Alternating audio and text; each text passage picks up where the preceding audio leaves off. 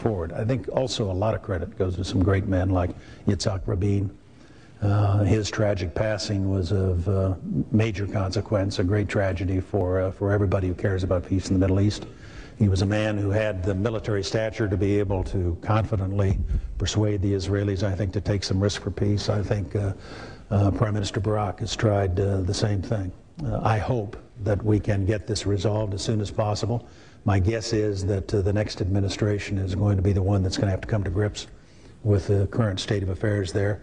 I think it's very important that we have an administration where we have a president with firm leadership who has the kind of track record of dealing straight with people, of keeping his word, so that friends and allies both respect us and our adversaries fear us.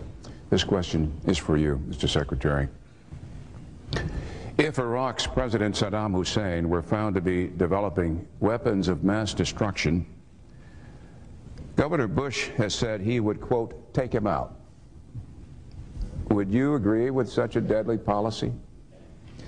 We might have no other choice. We'll have to see if that happens. The thing about Iraq, of course, was at the end of the war, we had pretty well decimated their military. We had put them back in a box, so to speak. We had a strong international coalition arrayed against them, effective economic sanctions, and a very robust inspection regime that was in place, so that the inspection regime under UN auspices was able to do a good job of stripping out the capacity to build weapons of mass destruction, the work that he'd been doing that had not been destroyed during the war on biological, chemical agents, as well as a nuclear program. Unfortunately, now we find ourselves in a situation where that started to fray on us, where the coalition now no longer is tied tightly together. Recently, the United Arab Emirates and Bahrain, two Gulf states, have reopened diplomatic relations with Baghdad. The Russians and the French now are flying commercial airliners back into Baghdad and sort of thumbing their nose, if you will, at the international sanctions regime. And of course, the UN inspectors have been kicked out, and there's been absolutely no response. So we're in a situation today where I think our posture vis-a-vis Iraq is weaker than it was at the end of the war.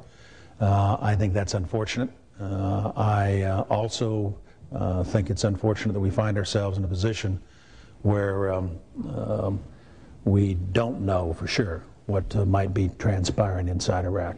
I certainly hope he's not regenerating that kind of capability, but if he were, if in fact Saddam Hussein were taking steps to try to rebuild nuclear capability or weapons of mass destruction, you'd have to give very serious consideration to military action to stop that activity. I don't think you can afford to have a man like Saddam Hussein with nuclear weapons, say, in the Middle East. Senator? Bernie, it would of course be a very serious situation if we had evidence, credible evidence, that Saddam Hussein was developing weapons of mass destruction. But I must say, I don't think a political campaign is the occasion to declare exactly what we would do in that case. I think that's a matter of such critical national security importance that it ought to be left to those Commander-in-Chief, the leaders of the military, the Secretary of State, to make that kind of decision without the heat of a political campaign. The fact is that we will not enjoy real stability in the Middle East until Saddam Hussein is gone. The Gulf War was a great victory, and incidentally, Al Gore and I were two of the 10 Democrats in the Senate who crossed party lines to support President Bush and Secretary Cheney in that war, and we're both very proud that we did that. But the war did not end with a total victory, and Saddam Hussein remained there. And as a result, we have had almost 10 years now of instability. We have continued to operate almost all of this time military action to enforce a no-fly zone. We have been struggling with Saddam about the inspectors. We ought to do, and we are doing, everything we can to get those inspectors back in there. But in the end, there's not going to be peace until he goes. And that's why I was proud to co-sponsor the Iraq Liberation Act with Senator Trent Lott, why I have kept in touch with the indigenous Iraqi opposition, broad-based, to Saddam Hussein. Vice President Gore met with them earlier this year. We are supporting them in their efforts, and we will continue to support them until the Iraqi people rise up and do what the people of Serbia have done in the last few days. Get rid of a despot. We will welcome you back into the family of nations where you belong. Senator Lieberman, this question is to you. Many experts are forecasting continuing chaotic oil prices on the world market. Wholesale natural gas prices here in our country are leaping.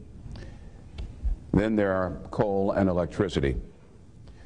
Have previous Republican and Democratic Congresses and administrations, including this one, done their job to protect the American people?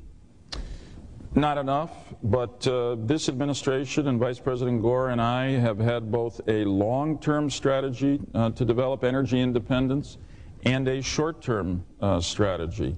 In fact, if this administration had been given the amount of funding that it had requested from the Republican Congress, we'd be further along in the implementation of that long-term strategy, which is aimed at developing alternative, cleaner sources of energy, aimed at giving tax credits to individuals and businesses to conserve and use energy more efficiently, aimed at a partnership for a new generation of vehicles with the American automobile industry, which is making great progress and can produce a vehicle that can get 80 miles per gallon.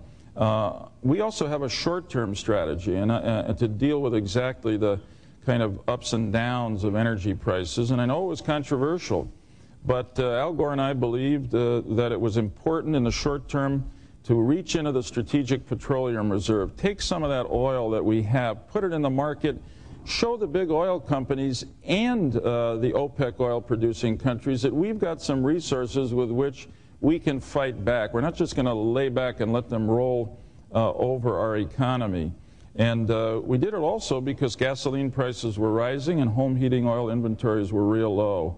And both of our tickets agree on LIHEAP, the Low-Income Housing Assistance Program, but our opponents really offer no assistance to middle-class families who are hit by rising gas prices and a shortage of home heating oil.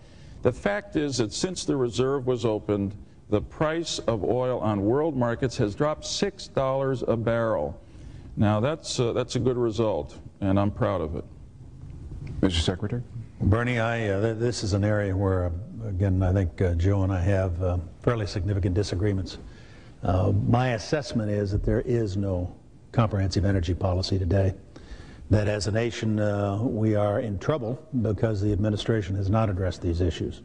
We have the prospects of brownouts in California. We have a potential heating oil crisis in the Northeast. We've got gasoline price rises, various other places.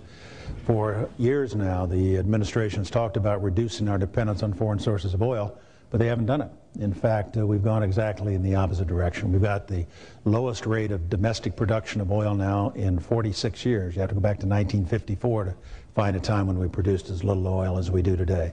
Our imports are at all-time record high. In the month of June, we imported almost 12 million barrels a day. That means we're more subject to the wide fluctuations and swings in price. We have other problems. We don't have refinery capacity. We haven't built a new refinery in this country for over 10 years. And the refineries are now operating at 96 or 97% of capacity, which means even with more crude available, they're probably not going to be able to do very much.